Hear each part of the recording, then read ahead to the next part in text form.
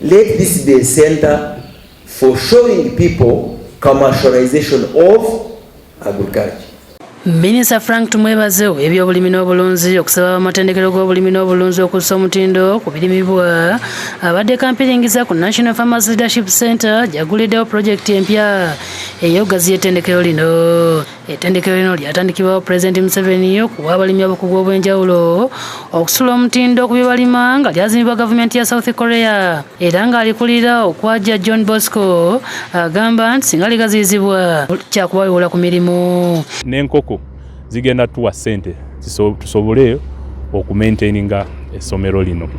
Akiikiridde ambasada wa South Korea Jin Hee-ang agamba nti bayingira mu nteekateeka y'okuteerawo abalimi bannansangwa ekifo eky'omulembe basobola okuyigira ebintu ebipya. A facility there, but we found the need to expand the spaces to gather more trainees and to give more benefits to more people. Olw'okwetabireko omuwabuzi wa pulezidenti mu byabusuubuzi Amerian Kyambadde, omuwandiisi w'enkalakalira w'ebyobulimi n'abalala nga pulojekiti akumalawo ensimbi obukadde $14 bw'eneggwera mu bbanga ery'emyaka 2. We talk about agriculture, promoting agriculture.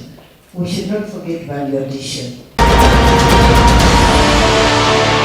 Ye minisita w'eby'ettaka Mayumba n'enkulaakulana n'ebibuga Judith Nolan Nabakoba akalaatidde abazadde okwongera okuweerera abaana okutangaza ebiseera byabwe eby'omu maaso. Abadde Kabaka akayozayoza abayizi abatikkiddwa mu matendekero ag'enjawulo ng'omukolo gubadde ku kyalo Kisaana e Namungo mu ggombolola y'e Ssekanyonyi mu disitulikiti y'e Mityana gy'abadde omugenyi omukulu.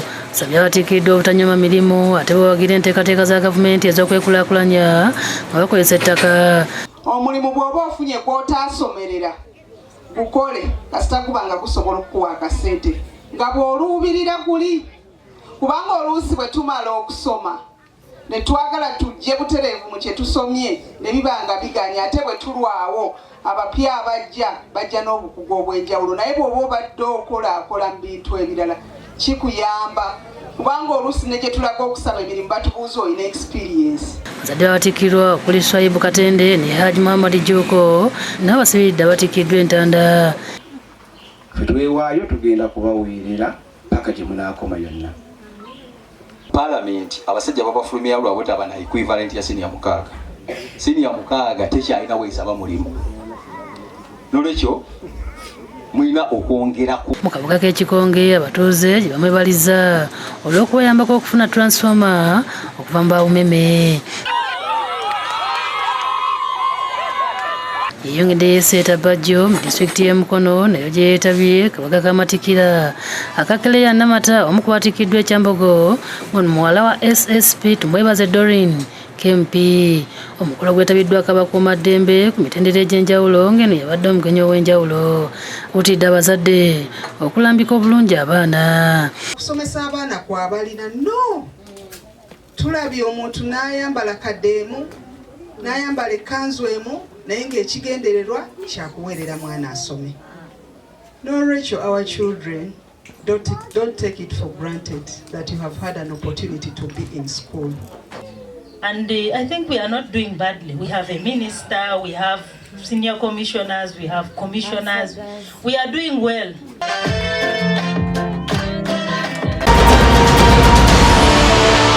Ate omubaka wa Nakawa East Engineer Ronald Balimwezo alangiridde olutalo ku basente b'ebibiina by'obwegassi abeesomye okulya ssente za bannaabwe ez'obubokisi mu kiseera kino eky'ennaku enkulu. Abadde mu Kirombe ku mukolo oguteekeddwa abatuuze abeegattira mu kibiina kya Kirombe Team No Sleep alaze obukulu bw'okuterekera awamu ssente ekyanguya enkulaakulana.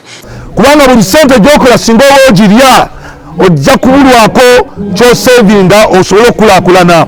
Okusevinga kwe kuleeta okukulaakulana. Ssente Wasaka eno Mulanga Umalu abuulidde bammemba ku nsimbi obukadde obutaano ze bafuna okuva mu gavumenti. Ez'abavuka ez'okwekulaakulanya ne tuzikwata bulungi kwe kuba nga n'olwaliyo tukyasobola okuyita abakulembeze. Abakyala mu kibiina kino balaze okusoomoozebwa kwe basanga. Kubanga abasinga tulina tukola naye tetulina bulungi kapito. Bamanerende ssente ziba nnyingi nnyo n'ebintu ebimu babiwamba. Y'omulabizi wa Nkole Sheldon Mwesigwa wagidde ekyokulwanyisa ennyimba n'obutambi bwa vidiyo ez'obuseego byagamba nti bitatana ekifaananyi ky'eggwanga lino. Abyogeredde maka ge bw'abadde agabula abaana ekyemisana ekibayisa ekijjulo kya Ssekukkulu. Kayino omwana waabwe abakukira obwingi ne batwala obwire baza kupakasa ku Olympia omwana nazagarukayo omusiniya n'omuprimary konka nawe omwana wawe otamushyikire hiishi okamanya ebumugangize. Ababudde abazadde okwegendereza n'okumanya abaana bebalabira ku mutimbagano n'asaba gavumenti engabo okugirumya amannyo ng'erwanyisa ebikolwa eby'obuseegu mu ggwanga. Murakole mutemu okujura mu obwire n'abaana banyu abo. Dr. Alice Mwesigwa mukyala we naye asabye abazadde okukuuma abaana nga bababeera ku lusegere n'asaba ne gavumenti okukola ekisoboka okutaasa omwana w'eggwanga. Tugira obwire abaana hati bali omu maka gaitu amasomero gakingire ekyoburo nikiringwa okureeba n'ebiri omu social media eby'abantu bakweshongora abensi.